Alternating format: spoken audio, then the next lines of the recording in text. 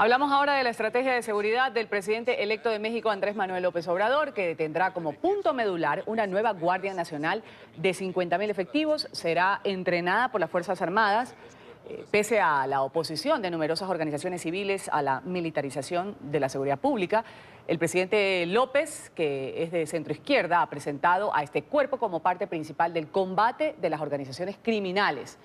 Ahora depende también esta propuesta de una reforma constitucional.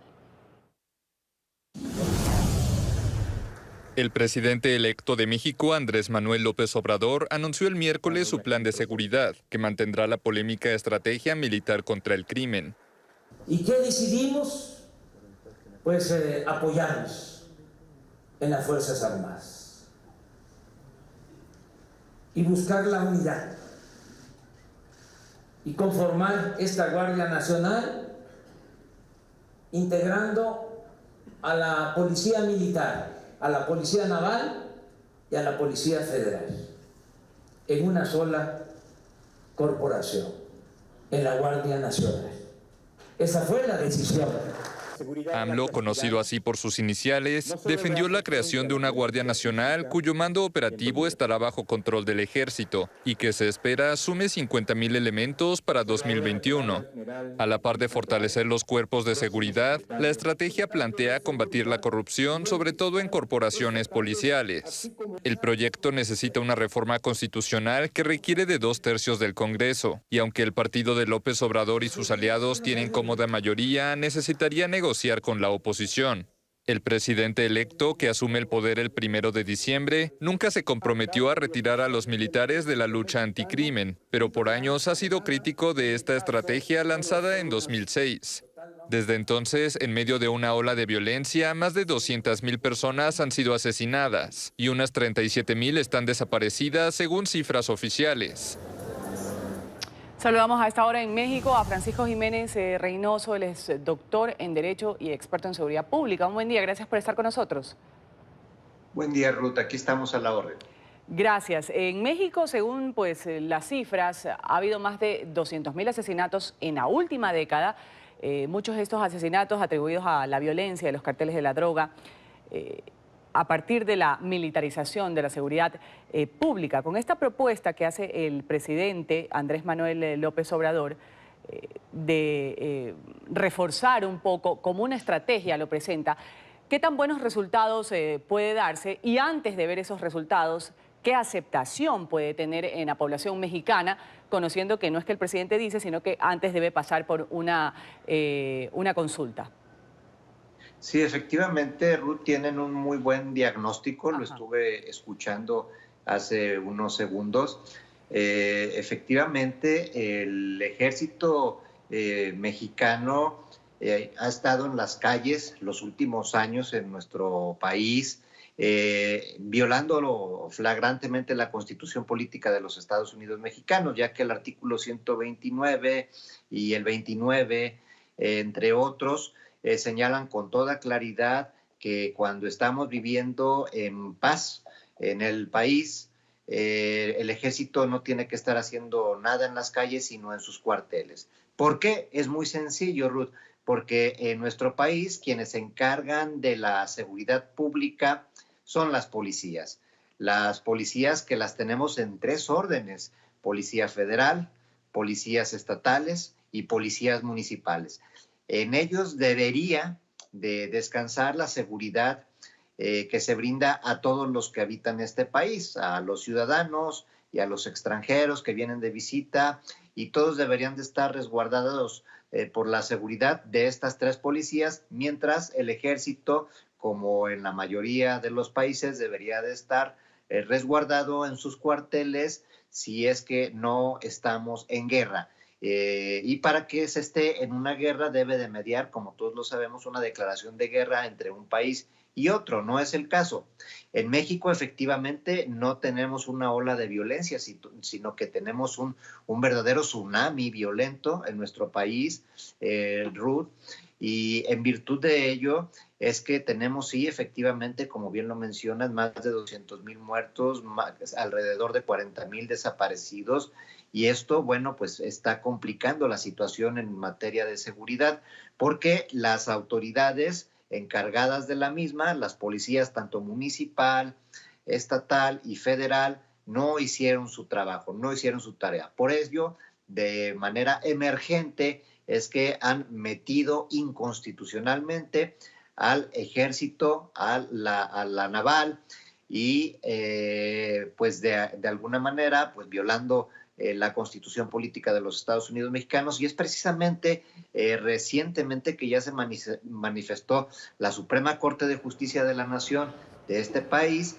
expresando que la Ley de Seguridad Interior, que estaba intentando dotar de más facultades al Ejército y a la Marina para estar patrullando las calles, pues se le dio reversa. Ahora, Esto señor, se consideró que era inconstitucional. Sí, a la orden, Ruth.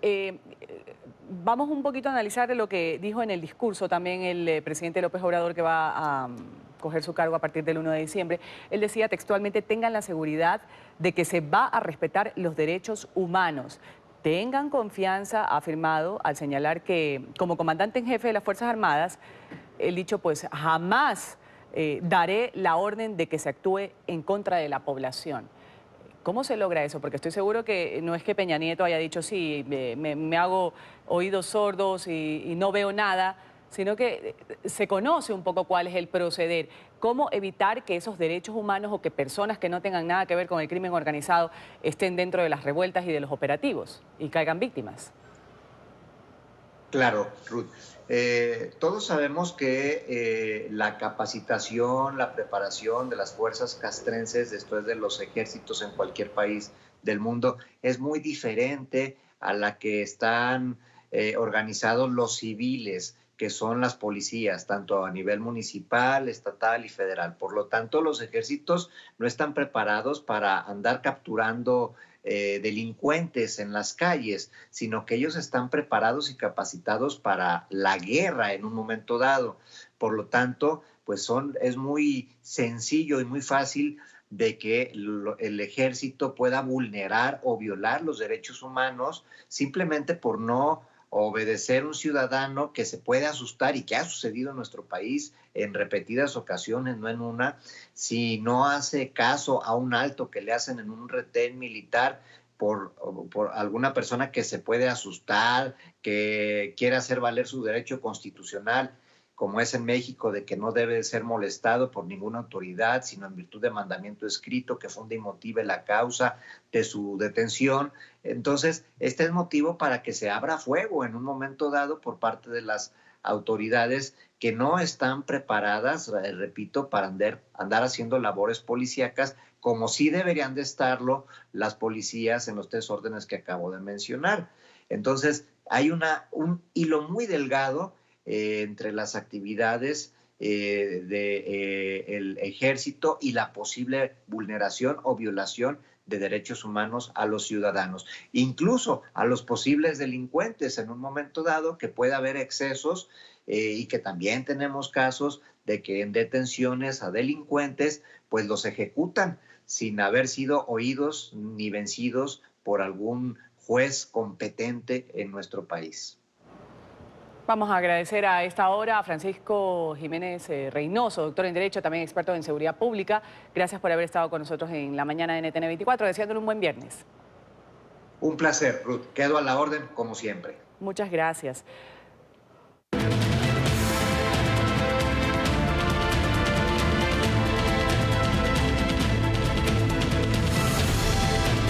Vamos a continuar ahora el repaso de las noticias en Estados Unidos y hablamos del juez federal que justamente el día de ayer tenía que dar su veredicto en Washington.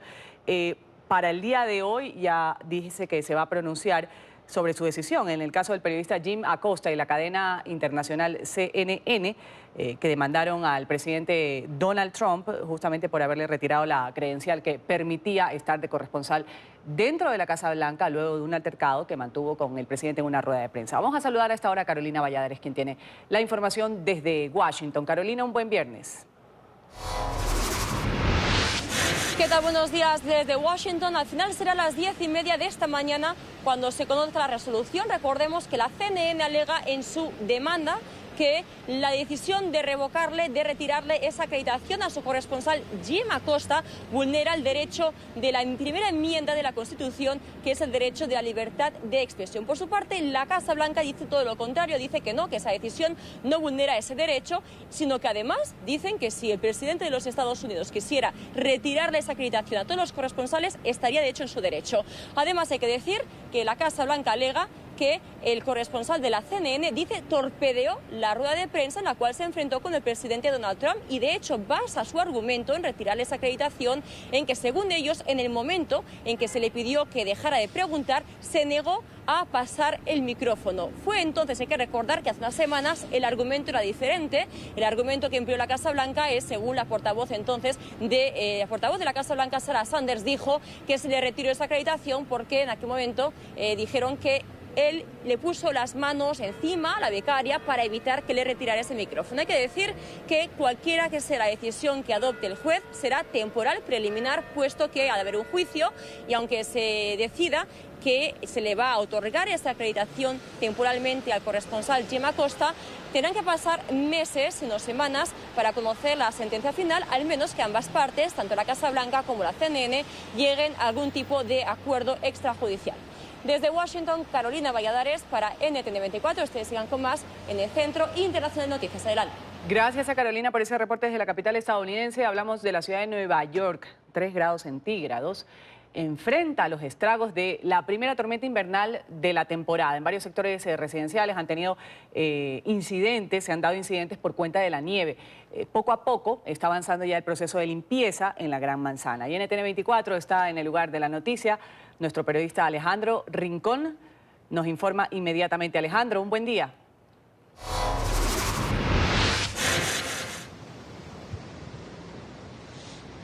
Hola, es un gusto saludarlos desde la ciudad de Nueva York, que en la mañana de este viernes intenta de resolver a la mayor brevedad posible los estragos derivados de la primera tormenta de nieve de 2018, que ha traído acumulaciones de nieve históricas en puntos de la Gran Manzana. Hasta 17, incluso un poco más de 17 centímetros de nieve llegaron a acumularse, que es realmente un récord para esta temporada del año. Por consecuencia de esa gran cantidad de nieve, fíjense ustedes en la escena que tiene lugar alrededor de mí en sectores residenciales. El peso de la nieve hizo colapsar a gran cantidad de ramas de árboles, más de un centenar por distintos puntos de la ciudad, que sobre todo en el transcurso de la noche hicieron realmente difícil la situación en sectores residenciales a todo momento en la Gran Manzana. Al despegar la mañana, ya realmente lo que tenemos es la remoción de al menos estas ramas en Manhattan, donde nos encontramos ahora. Sin embargo, el reto sigue siendo la limpieza. Aún hay una enorme tarea que están adelantando en este momento las autoridades sanitarias, que no prevían tanta caída de nieve. Sin embargo, poco a poco irá limpiándose progresivamente para permitir todo el normal funcionamiento de la ciudad. En sectores residenciales como este, como ustedes lo ven allí en sus pantallas, reiteramos, realmente el colapso de los árboles hizo que por algún momento hubiera bloqueos extensivos por distintos puntos de la ciudad, y esta es justamente la situación que registramos a esta hora. Ramas en distintos puntos residenciales, la movilidad empieza realmente a recobrar su normalidad en la medida de lo posible, pero obviamente son estos escombros los que dan cuenta de esta intensa caída de nieve que hizo sentir toda su fuerza en las últimas horas en la ciudad de Nueva York. Algunos de los afectados por caída de árboles como estos fueron justo algunos hispanos. Tenemos el testimonio de uno de ellos, que en la noche del jueves perdió su vehículo cuando una rama cayó sobre él, y esto nos dijo sobre lo que significa para él este incidente. ¿Hace cuánto descubriste que tu auto estaba así? Hace como media hora. ¿Te alertaron los vecinos o fue cuando llegaste a casa? Cuando llegué aquí. Bueno, y yo ahora... no vivo aquí, mi esposa trabaja por aquí. Bueno, y ahora, digamos, esto han hablado ya con el seguro, ¿cómo van a hacer para reparar el auto? O sea, ¿qué significa perder ese vehículo? Bueno, ese es el único vehículo que nosotros tenemos. Significa mucho, pero no, eso ahora mismo es lo que vamos a hacer, vamos a llamar al seguro. Para que pongan ustedes en contexto el reto que tiene ahora mismo la ciudad de Nueva York, imaginen ustedes un territorio habitado por 8.5 millones de personas que en distintas zonas se ha visto justo bloqueado por esta caída de árboles. La labor es titánica realmente la que enfrentarán en las próximas horas en la ciudad de Nueva York. Eso sí, la diferencia en esta oportunidad es que las temperaturas han ascendido un poco, lo que significa que la lluvia que incluso cae ahora mismo ayuda a que la nieve empiece a lavarse progresivamente, lo que facilita en alguna medida la labor de las autoridades, que de acuerdo con el último informe que han presentado tienen ahora mismo un contingente de por lo menos 700 barredoras de nieve y centenares de trabajadores de sanidad pública que ahora tratan de restablecer la normalidad en la ciudad. Es todo lo que tenemos para ustedes por ahora. Continúen con más en el Centro Internacional de Noticias.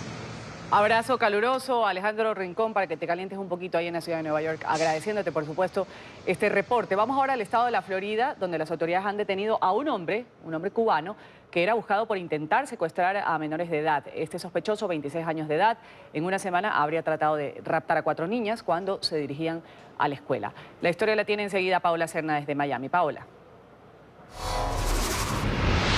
Hola, ¿qué tal? Muy buenos días. Jesús Condom, un hombre de 26 años de origen cubano, fue detenido por las autoridades de Sunrise en una estación de autobús. El hombre estaba siendo buscado desde la semana pasada por intentar secuestrar a 3 menores de edad. Sin embargo, esta semana realizó un nuevo intento acosando y también intentar secuestrar a una menor en Sunrise, quien identificó su automóvil y dio parte a las autoridades, quienes lograron detenerlo. Cuando la juvenil le negó, él se puso con mal humor y intentó a gritarle, a tratar de traerla más acerca del vehículo. Llamó a su papá y ella corroboraron llamar a la policía. Es el mismo vehículo, es un vehículo verde que tiene daño físico a la parte exterior. Las autoridades de Broward siguen investigando si otras denuncias sobre intento de secuestro y acoso a menores tienen que ver con este mismo sujeto. Es la información desde Miami. Soy Paola Serna. Continúen con más desde nuestros estudios centrales. Muy buenos días.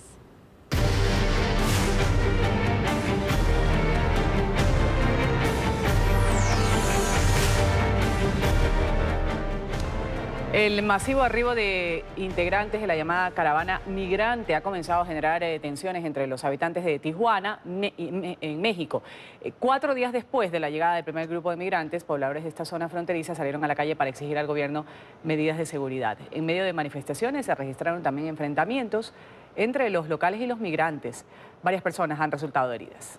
¡Ya no lleguen más! Es la voz de protesta en Tijuana. Decenas de residentes de la zona fronteriza se oponen al arribo de los integrantes de la caravana migrante. No es discriminar, no es ser racistas. Lo que queremos es seguridad para playas de Tijuana, por favor, y no queremos que vengan más migrantes a playas de Tijuana. ¿Ok? Sí, el gobierno tiene que dar albergue a estas personas. En un principio, solo hubo uno que otro enfrentamiento verbal. ¿Quién les manda dinero por Western Union a todos? Pero los ánimos se caldearon y del intercambio verbal se pasó a los golpes. Los pocos elementos de seguridad en el lugar parecían no poder contener la pelea. Los habitantes de Tijuana exigen a las autoridades mexicanas tomar medidas para salvaguardar la seguridad del sector. Pues es lo que le queremos preguntar a nuestra autoridad, ¿qué va a hacer? Nosotros creemos que debe de poner un cerco para proteger, obviamente, a los migrantes, pero también proteger a los residentes de playas de Tijuana, porque la gente obviamente no va a cruzar a Estados Unidos. Y es que ya son cerca de 1.500 los migrantes que ya están en este punto de la frontera entre México y Estados Unidos esperando para adelantar el proceso de asilo. Entre ellos, un grupo de personas pertenecientes a la comunidad LGBTI que llegaron hasta este punto, dicen ellos, huyendo de la discriminación que vivían en su país. Porque venimos como personas pacíficas, ¿verdad? Entonces queremos hacer las cosas en orden, no saltarnos los muros, no violentar las leyes norteamericanas. Entre tanto, las autoridades estadounidenses refuerzan la valla limítrofe. Durante la jornada, se vio a efectivos de la patrulla fronteriza instalar alambres de púas para evitar que los migrantes salten la construcción y entren ilegalmente a territorio de la Unión Americana.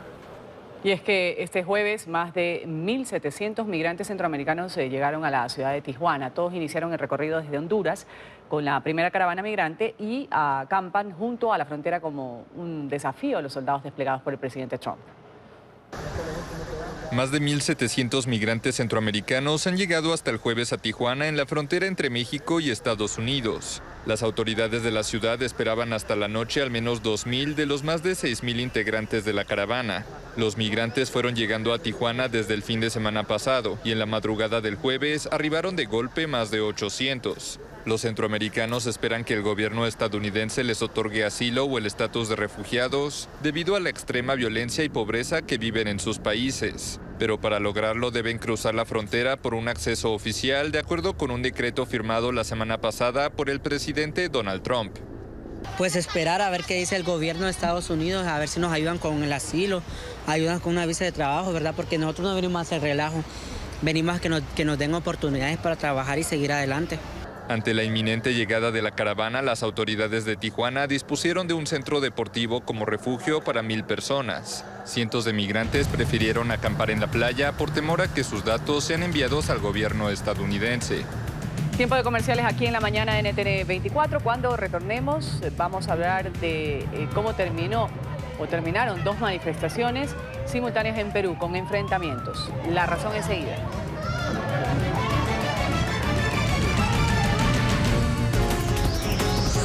Ya regresamos con La Mañana.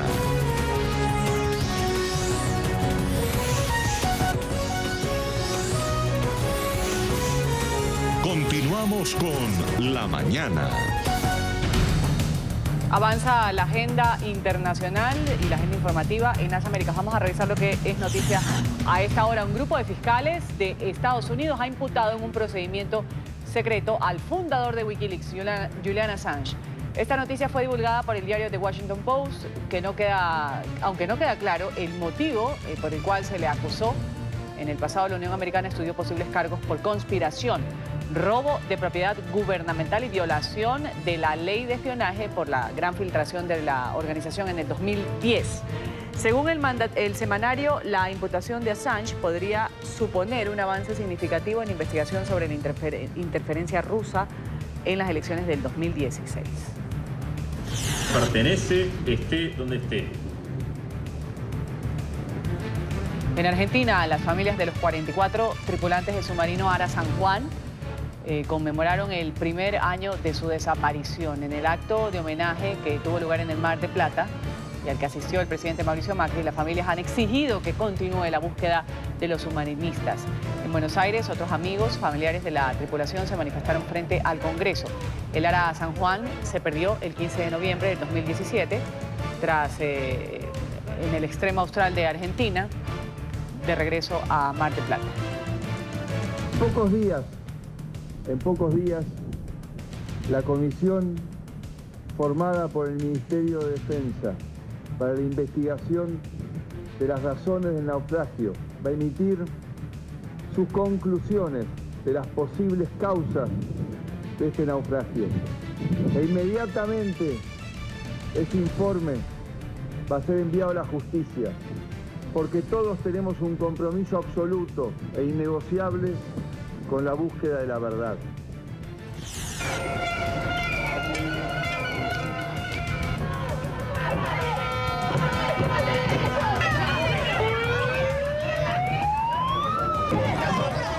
Y así, en enfrentamientos, han terminado dos manifestaciones simultáneas en Perú. Miles de ciudadanos marcharon para protestar a favor y en contra de una norma de educación de género impulsada por el gobierno. La medida quiere generar políticas de igualdad entre hombres y mujeres en la nación. Sin embargo, los opositores de la norma aseguran que esta promueve la homosexualidad. Los cambios en la educación están siendo debatidos actualmente en el Congreso. En Camboya, los dos últimos líderes vivos del Khmer Rojo, culpables de genocidio y crímenes contra la humanidad, han sido condenados a cadena perpetua. El tribunal, auspiciado por la ONU, concluyó así la causa contra la cúpula del régimen liderado por Pol Pot, que entre 1975 y el 79 causó cerca de 2 millones de muertos a causa de trabajos forzados, enfermedades, hambruna y purgas políticas. La obra Portrait of an Artist de David Hockney ha roto un récord. La pieza del artista, que fue subastada en Nueva York, fue vendida en 90.3 millones de dólares. Esta obra, de grandes dimensiones, está considerada una de las 3 piezas más importantes de este artista británico de 81 años de edad. Es la única en la que combinó 2 de sus representaciones recurrentes, una piscina y un doble retrato. El pintor británico empezó a hacerse conocido en Reino Unido en la década de los años 60.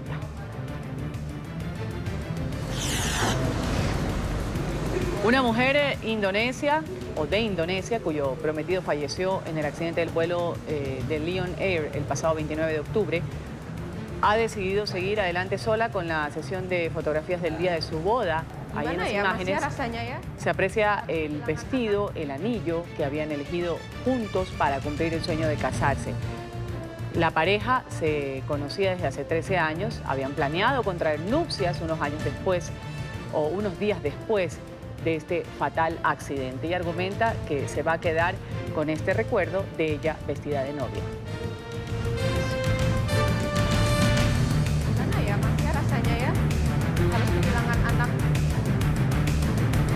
La organización Frente Amplio Venezuela Libre ha convocado a 10.000 líderes sociales y políticos para debatir posibles soluciones a la crisis que atraviesa la nación petrolera. En los últimos días esperan anunciar la ruta que van a tomar como oposición para enfrentar al régimen de Nicolás Maduro. En Caracas, nuestro periodista Oliver Fernández tiene el reporte hasta ahora. Oliver, un buen viernes.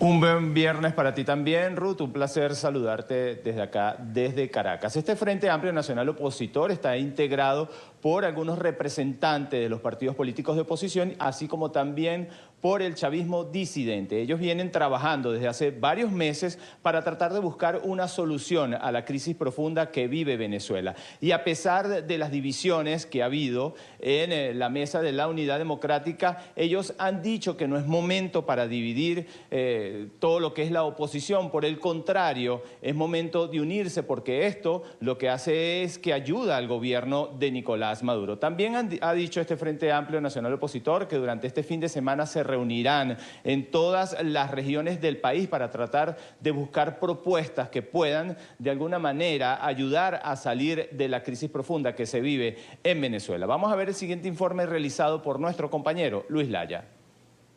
Ante las divisiones existentes en la dirigencia opositora, el Frente Amplio Venezuela Libre señala que deben dejarse de lado los egos y pensar en las necesidades del pueblo venezolano. Aquí las posturas hay que revisar muchas y hay que poner a un lado los egos y muchas cosas que lo que hacen es hacerle daño al país. Indicaron que no puede haber espacio para los grupos que quieren confrontar y dividir a la oposición y que lo que piden los sectores sociales es unidad en las filas internas. Y el que quiera dividir porque tiene poderes de supremacía, que vaya a ver para dónde lo va a hacer. La gente lo que nos está pidiendo es unidad.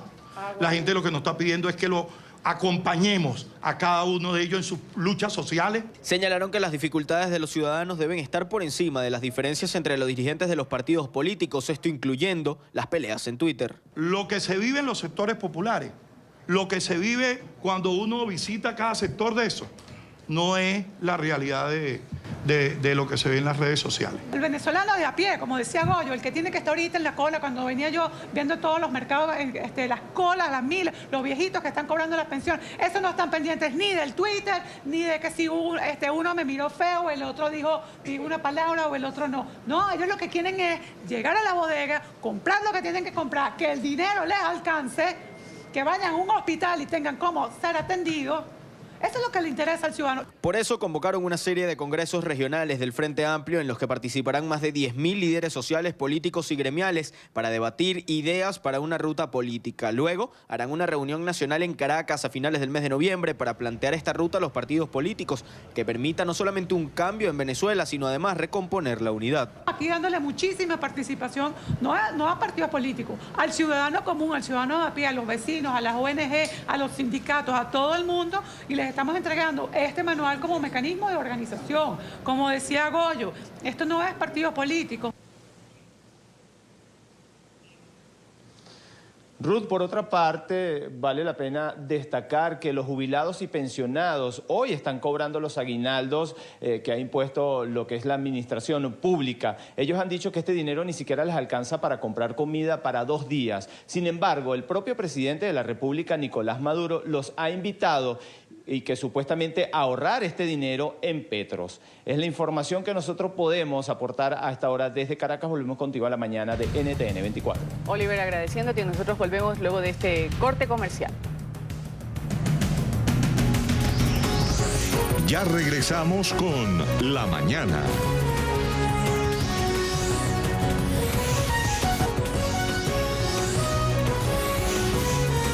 Continuamos con La Mañana.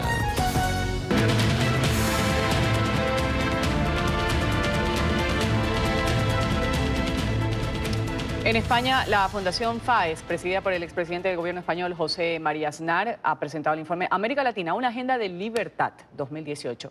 Vamos a conocer qué contiene este informe, cuáles son los países que más preocupan en la región, y para esto saludamos en directo en Madrid a Marcelo Moncayo, nuestro periodista. Adelante, Marcelo. Hola, ¿qué tal? Un saludo para ustedes en la mañana, amigos televidentes. En Madrid, la Fundación FAES presentó el informe América Latina, una agenda de libertad. El expresidente del gobierno español, José María Aznar, en compañía del expresidente colombiano Andrés Pastrana, abordaron varias de las realidades que vive la región debido a la presencia de gobiernos populistas como el venezolano. En este escenario, Aznar calificó a Venezuela como la nueva Cuba y aseguró que la oposición ha sido desarticulada. Venezuela, que en mi opinión, y tengo que decir, es la nueva Cuba de América. Venezuela no solamente representa un elemento de inestabilidad y una amenaza para la seguridad solo por razón del narcotráfico, que es muy importante, y haré luego un matiz en relación con esto. Es una amenaza en sí misma para la seguridad de Latinoamérica. Yo no voy a entrar en detalles, pero los colombianos saben muy bien dónde están ubicadas los residuos de las fuerzas guerrilleras y terroristas colombianas, dónde están ubicadas, con qué protección, con qué bases, en qué territorios y a qué se dedican. Muy bien, pero eso tiene unos efectos claramente contaminantes. De su parte, el expresidente Andrés Pastrana habló de los riesgos para la región, principalmente para Colombia, como la supuesta intención que tendría Nicolás Maduro de narcotizar a su vecino del sur. Entonces, perdón, Venezuela es una amenaza para Colombia y para Brasil y para el Perú por el tema del narcotráfico. Porque aquí Europa no cae en cuenta que el 80% de la cocaína que llega aquí a Europa sale de Venezuela. Porque hoy los carteles en Colombia no son manejados por colombianos. Hoy los carteles en Colombia son manejados por los mexicanos. 10 carteles mexicanos en Colombia, se calcula que hay en este momento, y el cartel de los soles. Entonces, ¿cuál es el objetivo de Nicolás Maduro? Desestabilizar a Colombia, y lo quiere desestabilizar es volviendo a narcotizar nuestro país. Amigos televidentes, este informe presentado por la Fundación FAES aborda con detalles del desarrollo de la democracia en América Latina durante los últimos 40 años, abordando temas como la calidad democrática y la libertad, haciendo una evaluación de esa situación en todos los países de la región. Este es el informe para la mañana. Sigan ustedes con más aquí en NTN 24. Hasta pronto. Hasta pronto, Marcelo. Gracias por ese reporte desde Madrid. Vamos a hablar ahora del reconocimiento periodístico que tuvo la cadena internacional NTN. Nuestro canal ha recibido el premio Simón Bolívar, máximo galardón otorgado en Colombia a los profesionales en periodismo, en la categoría Mejor Entrevista en Televisión efectuada al presidente de Ecuador, Lenín Moreno. La corresponsal de Noticias RCN, Ingrid Tobar, también fue galardonada por haber realizado una entrevista al líder de las disidencias de FARC, alias Guacho. En su versión 43, el jurado del Premio Nacional de Periodismo Simón Bolívar otorgó el galardón en la categoría de noticia a la periodista de Noticias RCN, Ingrid Tobar, por la entrevista al guerrillero alias Guacho. La reportera, arriesgando su seguridad y la de su camarógrafo, logró el encuentro. Tuve un rango de comandante de guerrilla. Significa también de saber que en las regiones, desde las regiones sí se puede hacer un buen trabajo periodístico y sí se ve en el resto del país. A mejor entrevista en televisión, el reconocimiento fue para NTN 24 por el diálogo que realizó Andrea Bernal al presidente de Ecuador, Lenín Moreno, quien anunció durante la entrevista el retiro de su país como garante en los diálogos con el ELN. En este momento el Ecuador no va a servir como garante para ese proceso de paz. Si es que siguen con actividades de este tipo, no. Muy emocionada, sobre todo sabes que la palabra es agradecida por el reconocimiento que se nos hace a los periodistas de poder hacer nuestro trabajo con libertad, con independencia, preguntando. Una distinción al buen periodismo. Yo creo que es un premio a la oportunidad del periodista, del reportero y a la valentía también de una reportera que cruzó ríos, selva y llegó a donde un criminal que era protagonista de noticias terribles, pero que era muy pertinente conocer. El premio Simón Bolívar es considerado el máximo galardón entre los medios de comunicación en Colombia. Vamos a continuar inmediatamente con más cosas de lo que es noticia en el mundo a esta hora. La nieve y el fuego tienen en emergencia a Estados Unidos. La primera tormenta invernal de la temporada deja 8 víctimas mortales en el centro y el este de Estados Unidos. El hielo y la nieve han causado accidentes de tránsito y el colapso de árboles. 89 millones de personas están en alerta por las nevadas y las bajas temperaturas.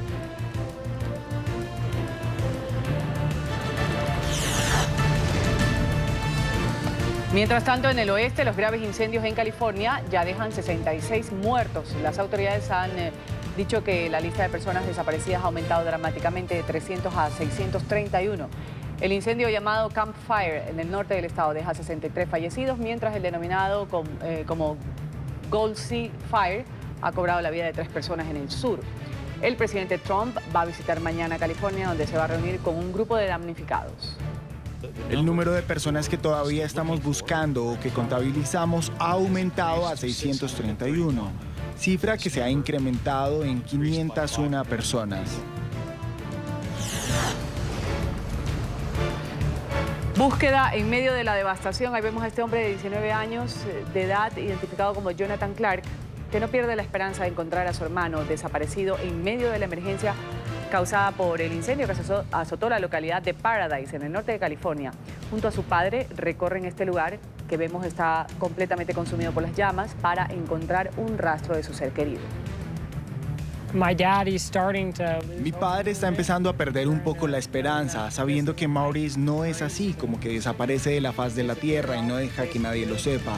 Pero seguimos intentándolo y haremos todo lo que sea necesario hasta encontrarlo, vivo o muerto. Eso es lo que hacen los Clarks. Nos cuidamos los unos a los otros.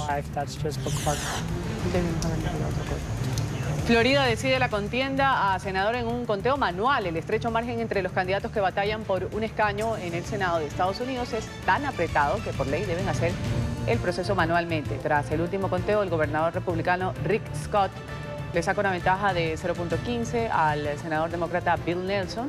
Estos resultados se darán a conocer el próximo 20 de noviembre.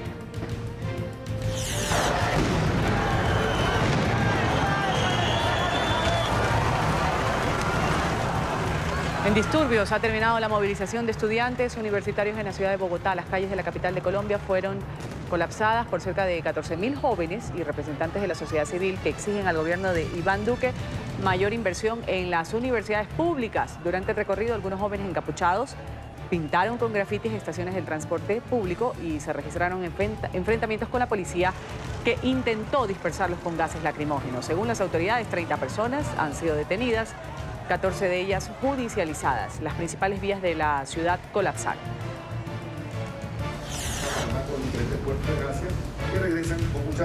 En Guatemala ha dado inicio la 26ª Cumbre Iberoamericana que va a reunir a 17 líderes entre mandatarios y cancilleres, también el rey de España.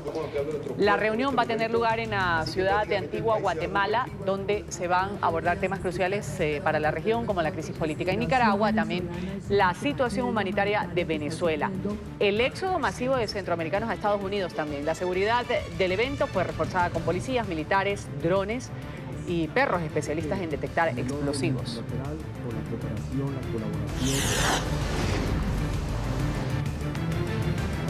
En Zimbabue, 42 personas han muerto calcinadas luego de que el autobús en el que viajaban se incendiara. Otras 30 personas resultaron heridas en este hecho. El accidente se produjo cuando el vehículo se dirigía a Sudáfrica. Las autoridades investigan las causas que han ocasionado esta tragedia.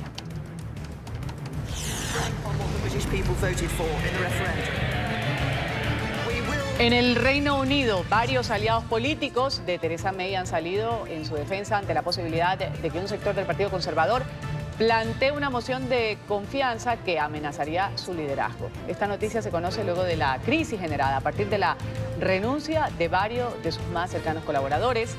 Tras este acuerdo preliminar, el borrador que fue alcanzado entre el Reino Unido con la Unión Europea para llevar a cabo el Brexit.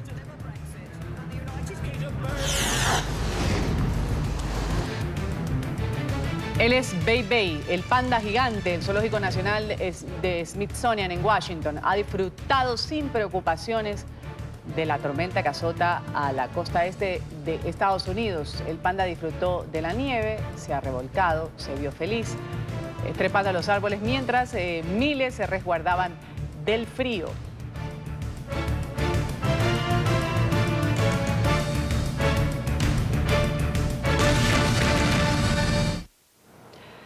Dos turistas chilenos admitieron haber matado a una persona en Malasia, pero evitaron la pena capital y van a salir pronto en libertad. Estamos hablando de Felipe Ociadax, de 27 años, y Fernando Candia, de 30. Ellos argumentaron que fue en defensa propia, fueron condenados a 2 años de prisión, pero ya han cumplido 15 meses y su buena conducta les va a permitir regresar a su país dentro de muy poco. Felipe Ociadax y Fernando Candia, dos turistas chilenos detenidos desde 2017 en Malasia, señalados por la muerte de un hombre, fueron condenados a 2 años de prisión. Inicialmente, los jóvenes que sostuvieron una pelea con la víctima en un hotel en Kuala Lumpur habían sido acusados de asesinato, que es castigado con la pena de muerte en el país. Sin embargo, las declaraciones de uno de los policías que acudió al lugar del incidente fueron cruciales para la sentencia. El efectivo informó que el malasio falleció por ausencia de oxígeno provocada por los alucinógenos que había consumido. Luego de negociaciones con la defensa, los chilenos se declararon responsables de un cargo de homicidio culposo, alegando haber actuado en defensa propia contra Yusaini Ishak, quien los atacó mientras intentaba extorsionarlos. Estamos felices con el resultado y siempre confiamos en que se tomaría la decisión correcta en este caso y que lo que esperábamos ahora es una realidad. Ociadax y Candia se enfrentaban a la posibilidad de ser ejecutados en la horca, pero ahora podrían estar en libertad en 9 meses, pues ya han cumplido 1 año y 3 meses de prisión, o incluso podrían regresar a casa antes de fin de año si se les reduce 1/3 de su condena por buena conducta. En Valparaíso, en Chile, nos acompaña esta hora Francisco Chaguán, él es senador chileno. Trabajó arduamente para que estos 2 jóvenes no sean condenados a la pena de muerte en Malasia y que puedan regresar a su país. Senador, un buen día. Gracias por estar con nosotros en la mañana. Buenos días, Ruth, y un saludo a toda la audiencia de Estados Unidos y América Latina. Gracias por estar con nosotros, diputado, senador. ¿Cómo fue este proceso? Háblenos un poco, porque esta noticia se conoció en América Latina, por supuesto lo que sucedía en Malasia con estas personas, con estos chilenos, que tuvieron un hecho desafortunado, según ha resumido ya la justicia y según el testimonio de estos jóvenes. ¿Cómo fue la intervención de parte de senadores, en este caso suya, para poder negociar con algo que para los malasios ya tenían estipulado una pena, una condena a muerte? Bueno, primero señalar que nosotros creímos en la inocencia de los jóvenes chilenos desde el inicio. Sabíamos de su historia de vida y por tanto que eran jóvenes empeñosos, jóvenes que lo único que querían en la vida era progresar y eran jóvenes que no eran violentos y básicamente eso fue clave para empezar a generar las primeras gestiones que la Cancillería después prosiguió. Yo quiero felicitar a la Cancillería de nuestro país, al cónsul de Chile en Malasia, a la Dirección General Consular, que mantuvieron viva la esperanza y que aseguraron además una buena defensa que permitió claramente que la Fiscalía, frente a la evidencia de los antecedentes, no solamente los videos del lobby del hotel, no solamente los testimonios, sino que cada uno de los hechos fueron desarmando el caso de la Fiscalía, y la Fiscalía tuvo que recalificar el delito en 3 oportunidades, desde homicidio en primer grado, que tenía una sanción de la muerte en la horca, hasta un homicidio culposo y finalmente un homicidio negligente, que tenía una pena máxima de 2 años. Como ellos ya llevan casi 15 meses privados de libertad, y es posible reducir 1/3 la pena por buena conducta y por ser extranjeros, claramente era un buen acuerdo que va a permitir que los jóvenes chilenos terminen con esta pesadilla y retornen a nuestro país, esperamos, antes de fin de año. ¿Cuál es la situación de estos 2 turistas chilenos, la situación actual, senador? Usted que conversa con sus familiares, no sé si de pronto haya tenido la oportunidad de conversar con ellos también.